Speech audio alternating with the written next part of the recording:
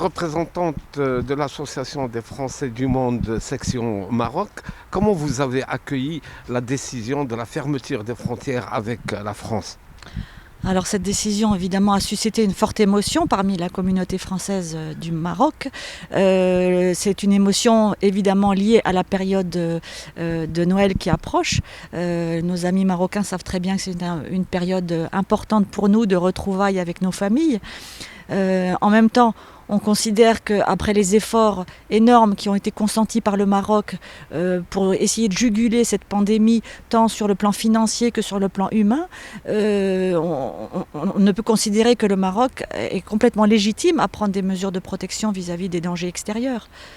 Bon, avec cette mesure, comment les Français ou les ressortissants français se sont organisés pour pour rentrer en France ou pour rester, passer des fêtes d'année là? Non, la priorité, c'est leur vie. Là, on parle de Français qui sont installés durablement au Maroc, qui résident au Maroc toute l'année. La priorité, c'est leur emploi, c'est leur vie de famille ici. Donc, je pense que la majorité va rester, ne bouge pas. Alors ça crée des situations sensibles parce que y a des gens qui devaient partir en France se soigner, qui devaient retrouver des personnes âgées, leurs familles âgées, voilà. Mais notre quotidien est ici. Donc c'est plutôt on reste, et puis ceux qui étaient en France pour X raisons se débrouillent pour rentrer au plus vite. Là, on a 2 jours. On sait que Air France a ouvert de nouvelles lignes aériennes pour les 2 prochains jours. Voilà. L'idée, c'est de retrouver son foyer. Et là, pour la plupart, le foyer, c'est ici.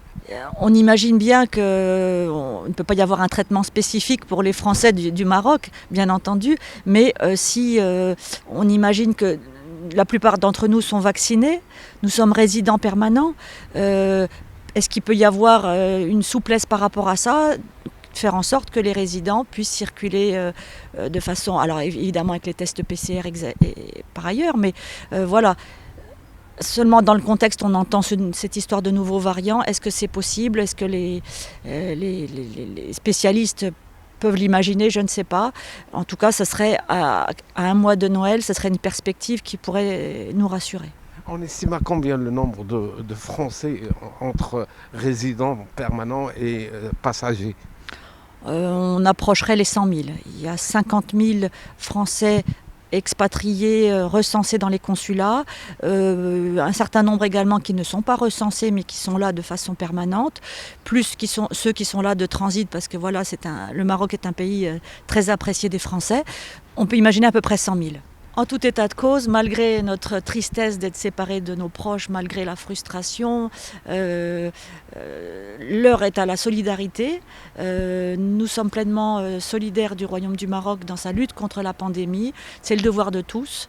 Nous vivons dans ce pays. Nous avons tous envie d'en sortir pour l'économie marocaine, pour vivre mieux très rapidement. Donc voilà, nous sommes